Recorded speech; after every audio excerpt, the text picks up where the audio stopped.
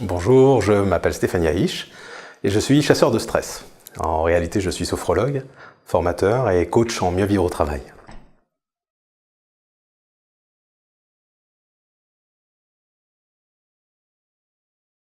Alors avant de faire le lien entre le stress et le changement, c'est bien d'abord de comprendre ce qu'est le stress. Le stress, c'est une réaction physiologique, d'abord physiologique et ensuite psychologique, à ce que notre corps perçoit comme une menace ou comme un danger. Et le changement, c'est exactement pareil. C'est-à-dire que c'est avant tout une réaction positive ou négative à une situation nouvelle qui se présente et à laquelle on va réagir différemment selon un certain nombre de facteurs d'individualisation. Et alors il y a différents facteurs de stress, il y a 4 grands facteurs de stress. Il y a l'imprévisibilité, il y a la perte de contrôle, le fait simplement de ne pas contrôler une situation fait qu'on stresse énormément. Il y a l'ego, et il y a la nouveauté qui a la palme d'or des facteurs de stress. Et la nouveauté, évidemment, c'est le changement.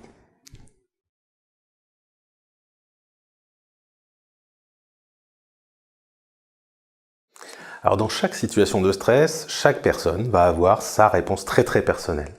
Une réaction positive ou négative en fonction de sa perception, en fonction de facteurs d'individualisation comme sa personnalité, comme ses croyances limitantes ou dynamisantes et en fonction aussi de ses prismes émotionnels. Et de ce fait, chaque fois que nous sommes dans une situation de stress, quelle qu'elle soit, nous sommes face à une double évaluation, combattre ou fuir. Combattre, qu'est-ce que ça veut dire? Ça veut dire trouver les ressources nécessaires pour pouvoir surmonter la situation. En l'occurrence, faire face au changement. Fuir, eh bien, dans le cadre du changement, c'est une réaction souvent de déni et de résistance que l'on retrouve, que ce soit dans sa vie personnelle ou dans sa vie professionnelle. Dans sa vie professionnelle, par exemple, ma société a décidé de sous-traiter une partie de son activité. Est-ce que je considère que c'est une menace ou une opportunité? Est-ce que c'est un défi à relever? Ou est-ce que je résiste? Ou est-ce que je fuis la situation d'une manière ou d'une autre? Il y a des personnes qui vont trouver que c'est un challenge, d'autres qui vont être totalement paniquées.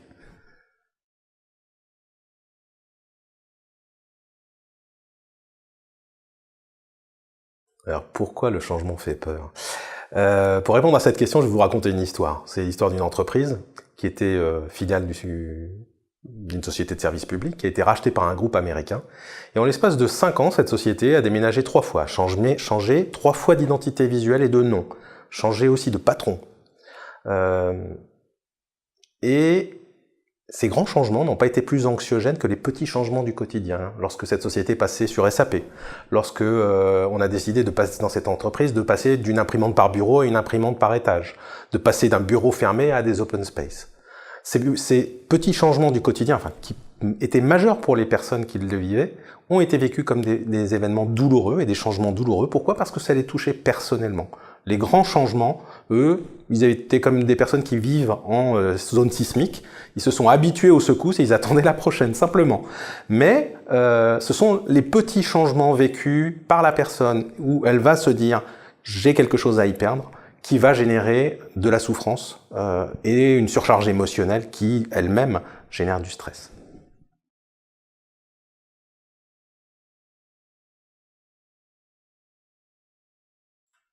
Alors, quel conseil je pourrais donner à un manager pour qu'il puisse accompagner le changement sans stress?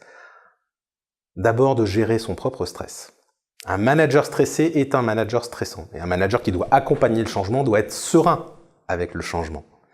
Et pour que l'évolution, la moindre évolution ne soit pas vécue comme une révolution, il est nécessaire pour le manager d'aider le salarié à se projeter dans la réalité de ce que sera la situation future, de manière à lui donner une réalité objective et non subjective, qui est souvent très assombrie par cette perception qu'ont les salariés, qui se résume en une phrase, c'est « qu'est-ce que je vais y perdre ?»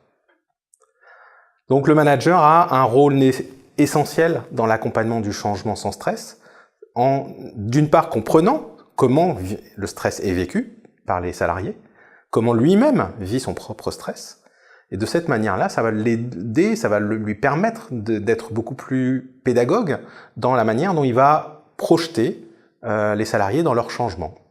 Comment? Eh bien, en leur faisant prendre conscience qu'ils ont déjà les capacités pour pouvoir réussir ce changement, qu'ils ont déjà surmonté des obstacles, qu'ils ont déjà vécu différents changements, qu'ils ont à la fois les ressources, qu'ils ont les talents, qu'ils ont les forces pour pouvoir y parvenir. Et puis en leur disant régulièrement merci et bravo. Pas à la fin seulement.